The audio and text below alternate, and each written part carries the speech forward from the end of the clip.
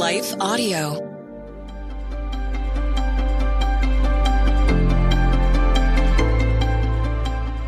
Welcome to the Crosswalk Devotional. We're glad to have you listening with us. Today's topic is about how even when we don't feel chosen by the world, we are chosen to be a royal, holy priesthood for God. We'll return with the devotional after a brief message from our sponsors.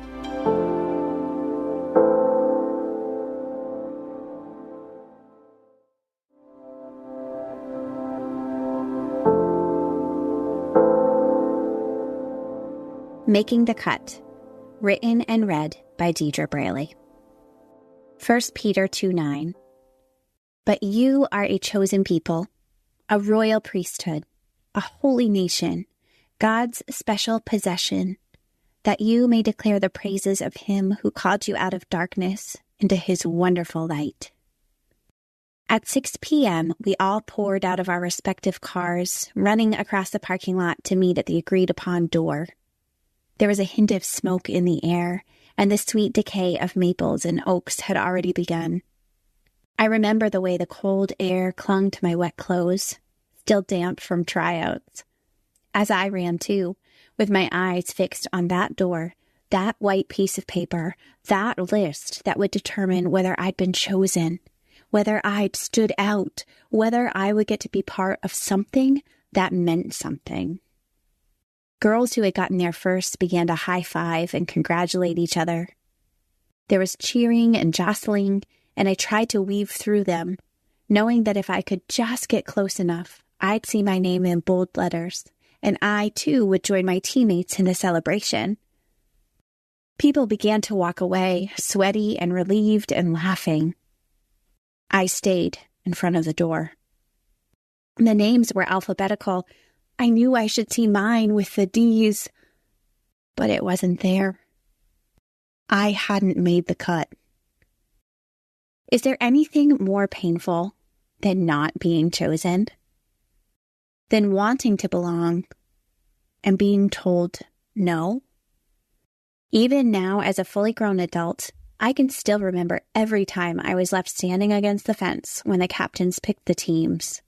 Every time I stood outside a circle of girls whispering together at recess, and every time I longed for someone to see something special in me, but they didn't. These moments tend to become part of us, to become strands in the fabric of our worldviews. When we experience rejection in our lives now, perhaps it hurts all the more because it brings us back to the day on the school bus when the popular kids talked about a party over the weekend, one we'd know nothing about. We remember thinking we'd see our name on that list after varsity soccer tryouts, and standing alone, trying, hoping, wishing those bold letters would materialize, would prove we were worthy. We feel the painfully sharp spear of all the times that, in somebody's eyes, we were not enough.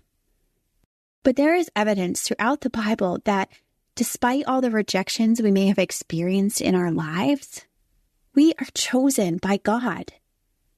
I want to point out that this isn't a half-hearted consolation prize, like when your sweet, well-meaning mom says, "Well, I think you're special." No, it's a call to step onto the most important team, doing the most important work, with the most important leader in the world, bringing glory to God, reveling in his love, and pouring light into every dark corner we find here. 1 Peter says, "But you are a chosen people, a royal priesthood, a holy nation, God's special possession, that you may declare the praises of him who called you out of darkness into his wonderful light." Now, it can be difficult to accept words like chosen, royal, holy, or special as descriptors for ourselves when we've felt anything but in our experiences with other people. But God isn't a person, and he reminds us in Isaiah, "As the heavens are higher than the earth, so are my ways higher than your ways, and my thoughts than your thoughts." Chapter 55, verse 9.